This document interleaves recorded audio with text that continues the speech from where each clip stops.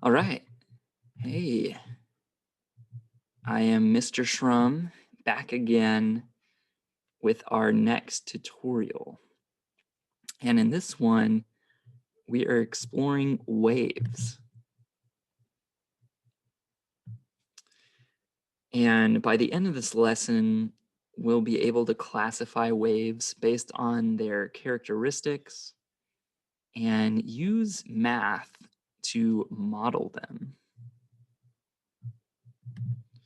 So let's get into the content. Warm up, waves transfer energy.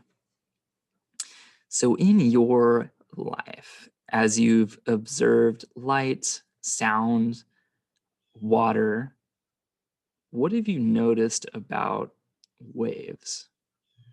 And does this make sense? Waves transferring energy. A sample answer: light warms objects when it's actually shining on them. Sound waves from a really big stereo or amplifier can make the floor vibrate. Water waves crash on the beach with force. If you've ever been hit with a wave, it pushes you back. So it's definitely true that these waves have some type of power, some type of energy that's being transferred. You got the introduction video. You can watch that on your own. But what are waves? What are we talking about when we see waves or discussing these waves? There are all types of waves. Most are invisible and they don't make noise. For example, your cell phones, other wireless technology like microwaves, radio waves, Wi-Fi, all that transmits information. You can't see or hear these waves. Sound is another kind of wave that's always around us. Although we can't see them, you can definitely hear them. In the next activity, you'll be able to explore both kinds of these invisible waves. So there's a video about sound waves, and then after you watch that video, you'll be able to answer these questions.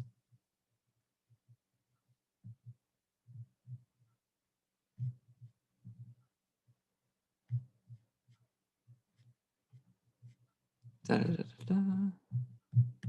Move on from that activity.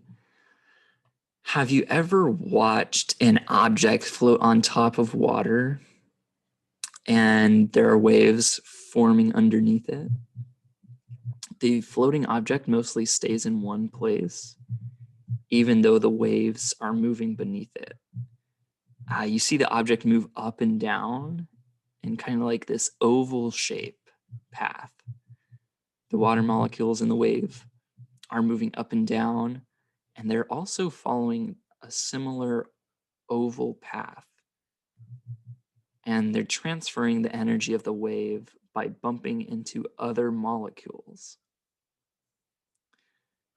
So although the water molecules move only a very small distance, they can push and pull on objects in the path.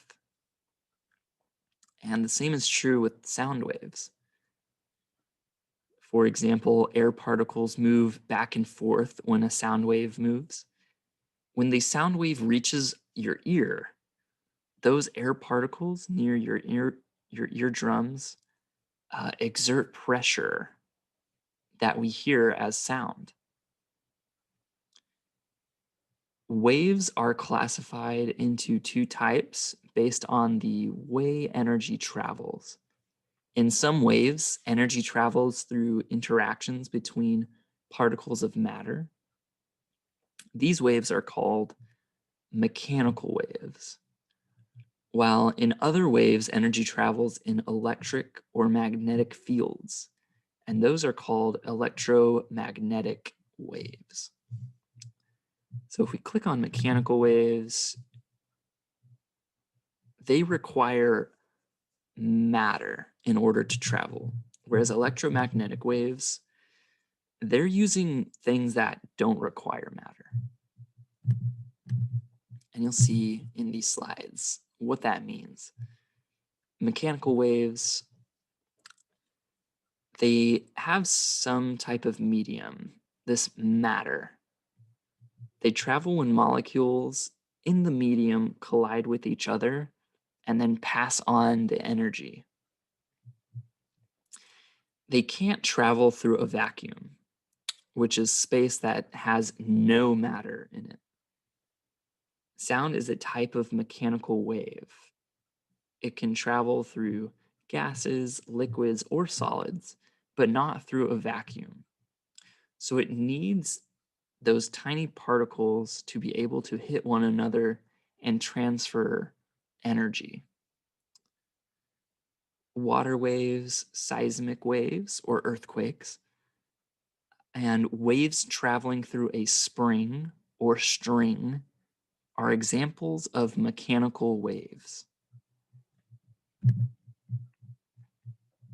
Here's a little video. Spring, if you ever had like a slinky and like juggled it around, this is an example of that. A wave travels through a medium when one particle interacts with another particle. And you can see the interaction when a wave is generated in a spring. Springs are made of coils, and a disturbance at one end of the spring causes one coil to push against another coil, and then that one pushes against another, and another, and another. And in turn, this coil pushes all the way through. And then once it passes through, the coil returns to the original position.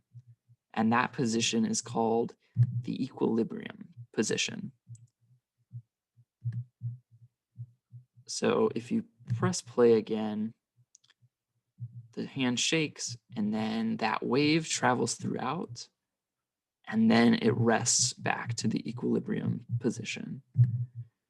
Wave travels through,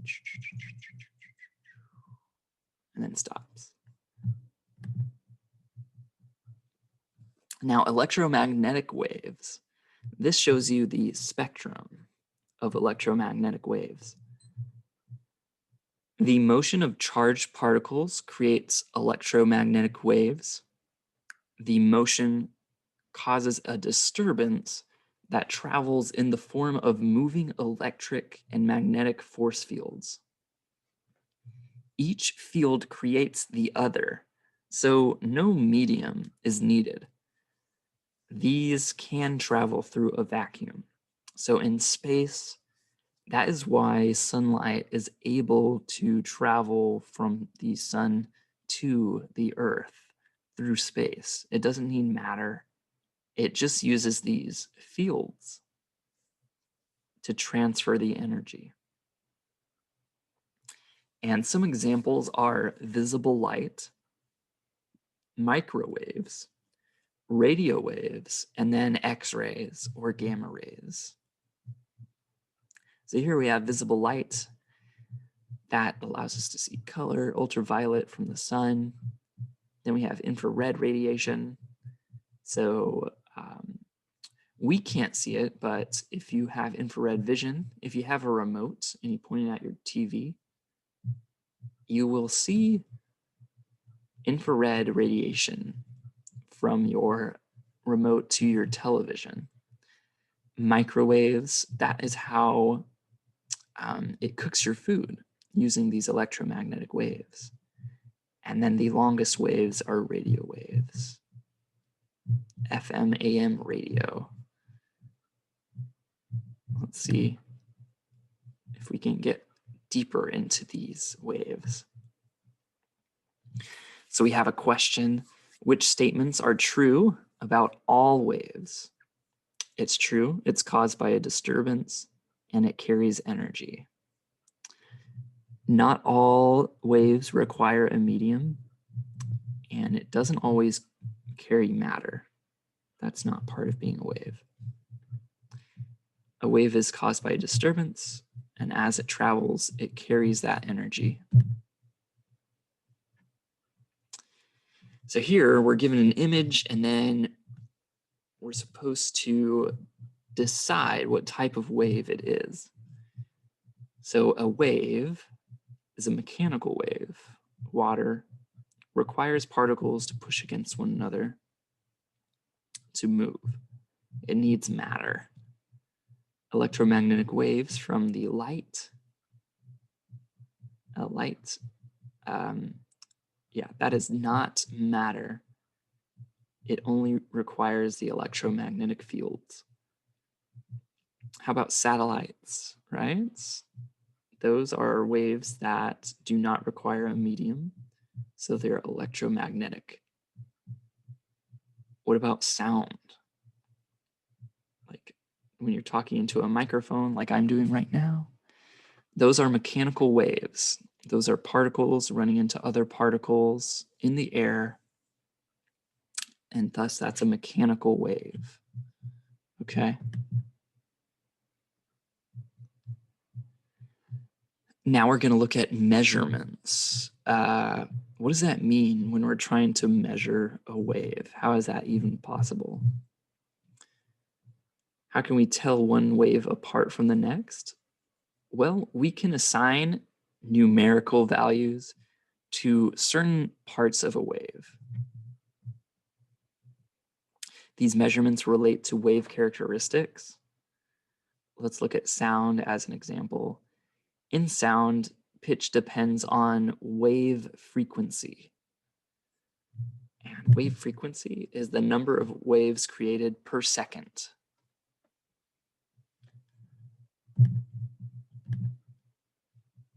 And this diagram gives you a better view of what we're talking about. This, imagine if you remember that slinky or the coiled spring. Equilibrium position is like the center position where nothing is being done. But as the wave is created, we have a wavelength, which is from top of this wave to the top of the next wave. That is one wave. So we start in this position and then get back to that position. That's one wavelength. Then we have amplitude, which is how high each crest is from the equilibrium position. So that is the amplitude. And we call waves that go up crests, and then waves that are down troughs. Let's get back to the page. Here we go. Loudness depends on wave amplitude. So back to sound, pitch depends on how frequently waves are produced per second. Loudness depends on how high these waves actually go from the equilibrium point. And in addition to frequency and amplitude, you can measure other aspects too. So let's see what this, so this you can open up a simulation and then answer these following questions. It tells you what to do and then asks you what happens when you do that specific action. So have fun with that. Just play around and see if you can understand what's going on with the waves.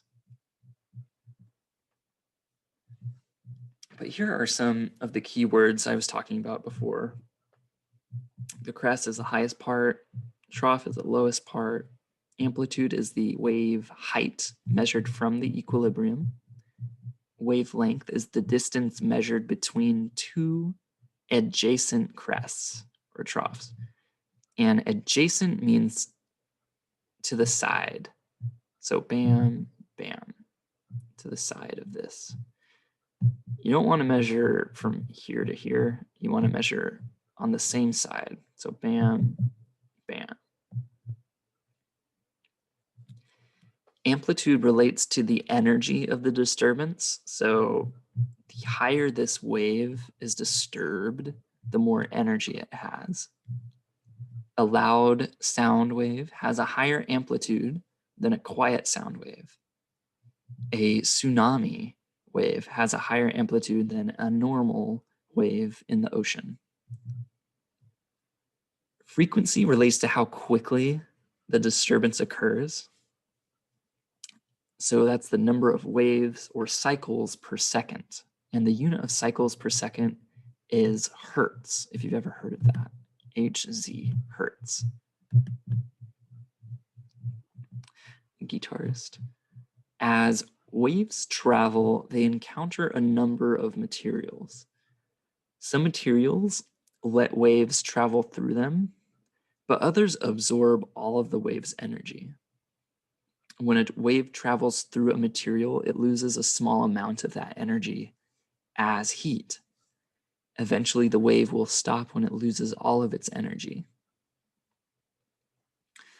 So if someone's in a recording studio making music, like this guitarist, they create strong sound waves. The air and the floor allow the sound waves to pass through them. Other materials in the studio, such as furniture,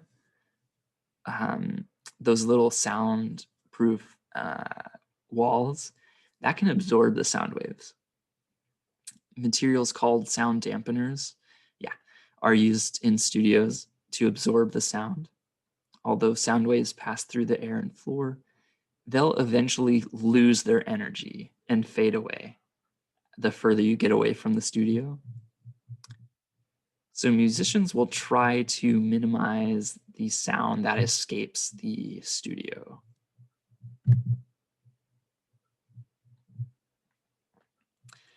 Waves move with a certain speed, and this speed of a wave, called v, is the product of its frequency, f, and wavelength.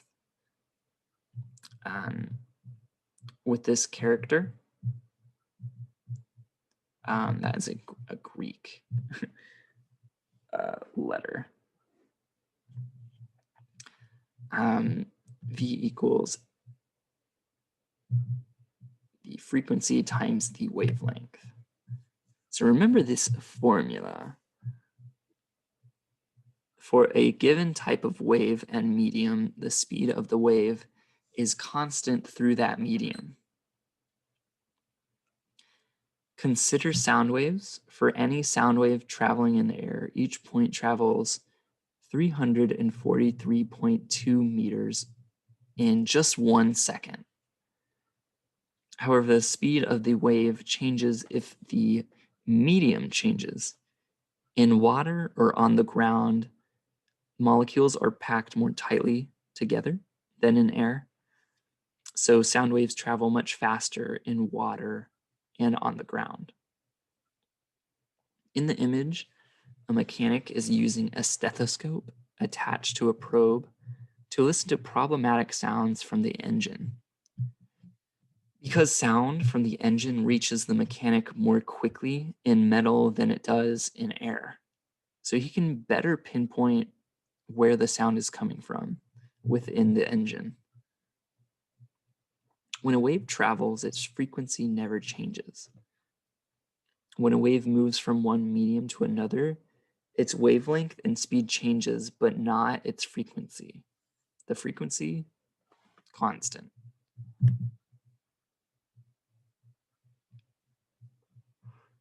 So here we are given words to label. You need to label these items: crest, trough, amplitude, wavelength.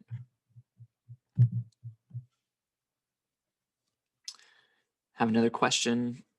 What's true about the speed of a wave? The speed of a wave is equal to the product of wavelength and frequency. So multiply wavelength and frequency to get the speed. And the speed is different in different materials. And that depends on how closely or loosely the molecules of the material are packed. Now we're getting into the shapes of waves.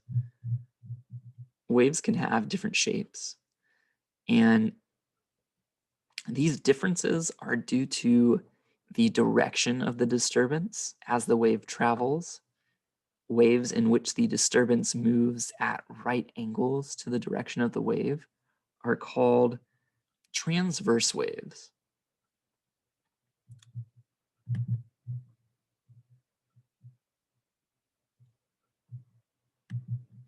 So the movement of the wave is this way to the right, and yet these transverse waves are at a right angle with the wave. Wave moves this way, yet the molecules are going up and down. So this disturbance moves up and down as the waves are moving horizontally in transverse waves. An example would be an earthquake. So the waves are moving outward, but the earth crust itself is going up and down.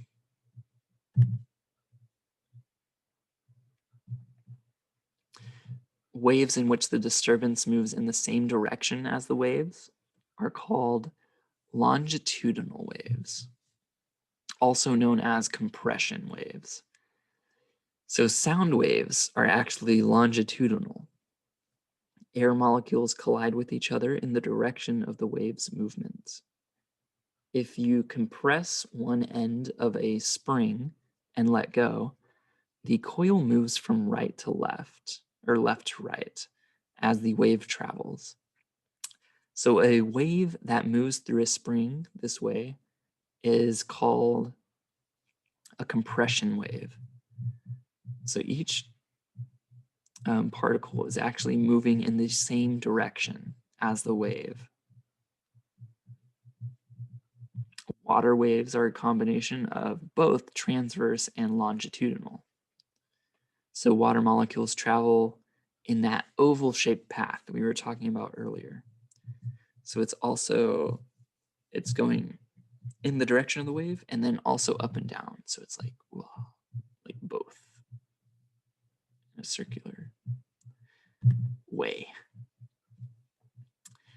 Electromagnetic waves have an interesting shape, and they can be kind of difficult to draw.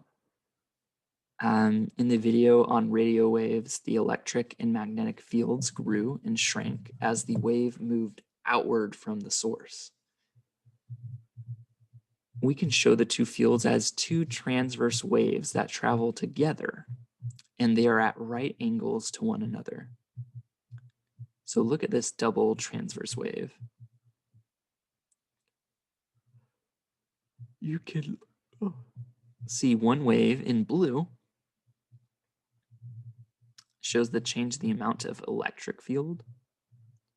So this is like flat on the ground, and then weaving in and out. And then the other wave in red going up and down shows the change in the amount of magnetic field. So you have one field going this way and then another field going that way.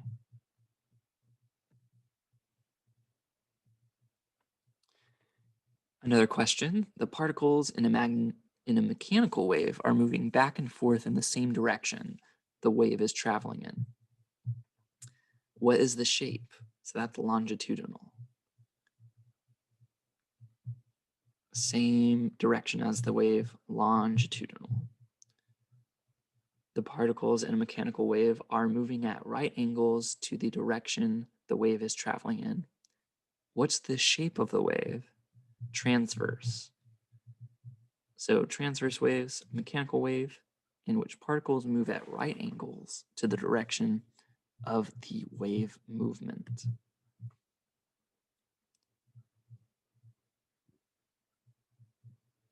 Drag each label to the correct location on the chart. Identify each wave type. So here, the wave is moving to the right. However, each particle is going up and down. So that's a transverse wave. This is a unique wave in which there's two transverse waves, each describing the changes in an electric field or a magnetic field. And that's electromagnetic. Longitudinal waves, particles are moving in the same direction as the wave movement. Think of sound.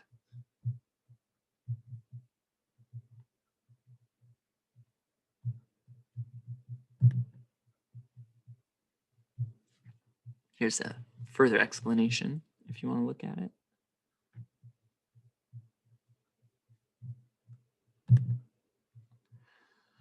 Although waves can have different shapes, we use a standard wave format to show the measurement of a wave. And this approach makes it easier to interpret and compare waves. The standard wave format is a single transverse wave, and it describes the characteristics and measurements of any wave. Although a sound wave is not a transverse wave, it's still represented in this format. Watch the video on the next screen to learn how longitudinal waves and electromagnetic waves are converted to the standard wave format. So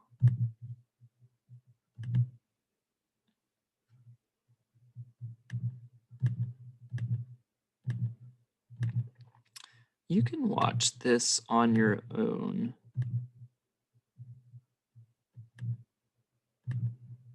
But it tells you how they change the wave and show it properly in a graph. In sound waves, changing the wavelength creates a sound with a different pitch. Changing the amplitude changes the loudness.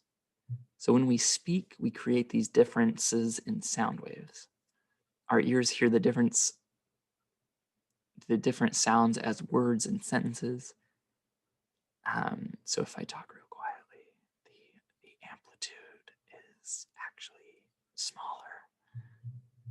But if I talk like, I'm not gonna yell, I don't wanna yell, but if I would talk louder, the amplitude would go up, higher.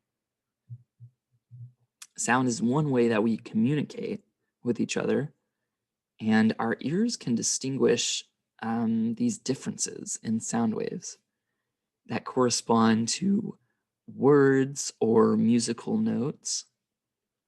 These sound waves encode information. However, sound waves can travel only a short distance before they've been absorbed or lose all of their energy. So sound doesn't work as a form of communication when people are far apart. So I don't know if you've ever had a friend that thinks they can have conversations with you when they're like 50 feet away and they're like not yelling at all. They're just kind of whispering to themselves and they expect you to hear. Yeah. You can't. That's just not how sound works. Now, in contrast to this, we have radio waves, and they can travel a lot further and faster than these sound waves. Radio waves can vary in wavelength and amplitude, so we use technology and radio waves to send and receive information over longer distances. Our wireless devices convert between radio waves and words, music, and pictures. A lot of cool stuff. There's the summary page, but I hope you enjoyed learning about waves and hopefully you have a deeper understanding of how waves come up in your life day to day, whether it's light, sound, music, cooking something in the microwave. Waves are everywhere, and it's important to know how to describe them. But that's all for today. Thank you all, and I will see you later. Bye-bye.